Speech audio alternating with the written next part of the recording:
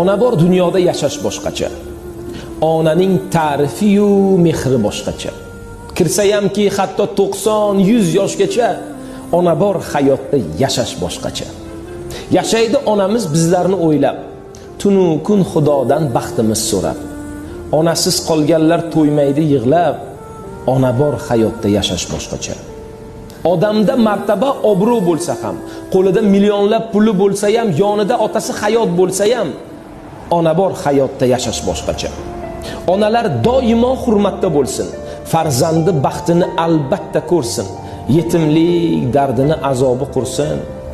Ona bor hayotda yashash boshqacha. Yetimlik dardini yetim biladi. Uning bu dunyosi bir kam bo'ladi. O'zidan o'tganini o'zi biladi.